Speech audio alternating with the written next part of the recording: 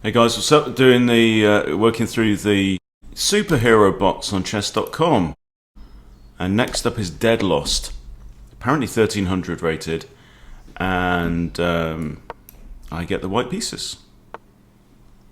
So let's see what we do. Let's go Vienna then. Okay, the Omaha Gambit. I think it's Queen F3. But I have to confess, I don't really understand this gambit. I don't really know why. What is the why of this gambit? But here I have knight d5. His pawn's protected. Hits the queen. Hits c7 fork. Hits this pawn also. Right, you come in with a check.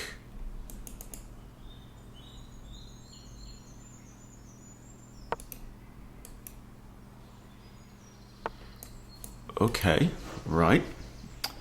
So now I can take this pawn back with either my knight or my queen. My hunch is queen, because it just increases the scope on the board, right? But again, I don't even have to. I could like play d4 and then think about recapturing with my bishop. Let's do that. d4 or d3? Maybe d4. I'm a pawn down, but it is a target. Now I'm inclined to take it with a knight.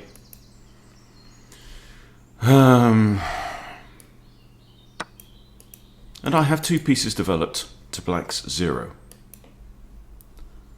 Alright, now what? I think my bishop wants to come out here or here. My knight could come there, but I don't really want it to block the bishop. This pawn is defended by the queen. I mean, bishop here is kind of... The thing is, if I put my bishop here, it's just kind of asking for that.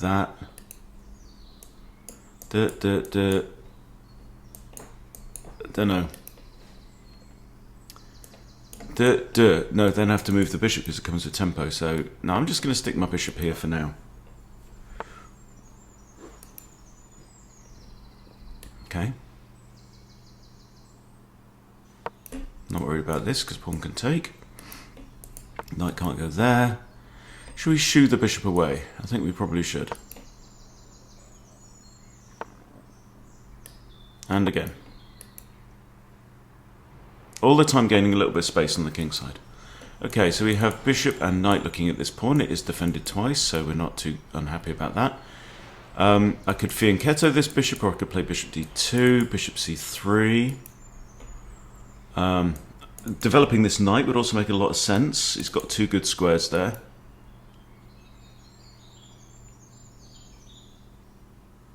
I could even take out the bishop. And that is tempting. He'll probably take with the h-pawn, which means he's probably not castling short. Yeah, let's take it. Let's have the bishop pair in the endgame. There's no closed files right now. He's now got two pawn islands, as do I. Now I think I can just kind of proceed with development. How about e5? e5 takes. Knight also guards because I can't take back with the queen. Let's just get a junk out on the board. What's that? What's that move about? That was a weird move. Okay, long castles is makes sense here. What's the idea with this? He wants to come here? Well, he can't because I've got two eyes on it. Knight here or castles? Castles, I think.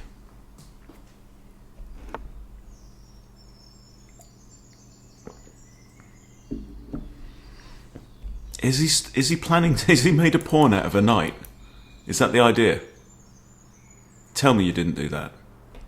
Okay, rook on open file, semi-open file. I think he has, you know. Okay, so this is not bad. I've got two reasonable bishops looking the right way. Black's bishop is just hitting the sides of the barn. Feel like my knight should come out. The question is, do I want my knight here, or do I want my knight here, or here? Something like that. Something's telling me knight e2.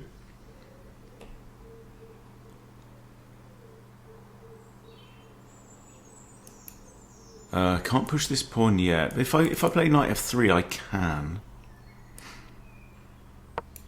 Let's play knight f3 then.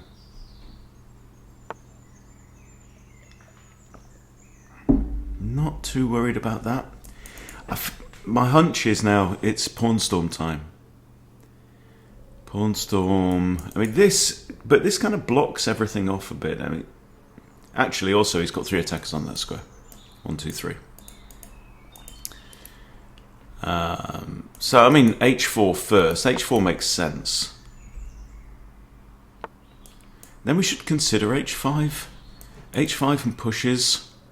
I can actually just take the pawn. No, I can't. Yes, I can. Or should I even double up my rooks, or what? h5. h5 takes. I'm happy about. h5 push. I can take him out.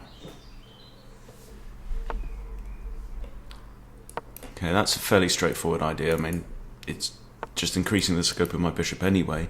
Right, do we want to take here? If knight takes, I've got bishop takes, pawn takes, and he ends up with 2 pawns still there and a very exposed king. If I push on through, and he takes, his queen takes, his curtains. If I push on through and he doesn't take, I can't really push because knight takes. I push, he doesn't take, he does something else. I take here, king takes. That's still good. Pushing on. I'm playing this a bit like a blitz. Okay, well, the same deal. The king has to take the pawn. But now surely queen here. Isn't this like mate in 2? Queen here, king there, queen h8 mate. Wow, okay. Now, so I'm logged in this time anyway, so I don't need to paste it in. I confess, I played that king bot 3 times yesterday, and he kicked my ass. I rated that bot higher than 1300 yesterday, but today he played 1100. And I played well. So, what was there? A couple of misses. No, 1 blunder on my part. What was my blunder? This move. You are a losing pawn. How? Oh, because my rook was pinned. Yeah, this pawn is actually pinned because this rook's undefended. Alright? So, the pawn was free. So the best move here would have been pushing on, but hey, hey. But yeah, so, DeadlostBot, I don't know, maybe I was just crap yesterday, I don't know. But I felt like I played alright, and I felt like this was a 1500, 1600 level bot. But there you go. Today he didn't put up too much of a struggle. Sorry, Wade. So he's from Canada, isn't he? So could be Aman, couldn't it? Who we don't know. He's in a mask. It's the benefit of a mask. So there we go. 3 down. A couple more to go. Fingers crossed. Thanks for watching. See you later.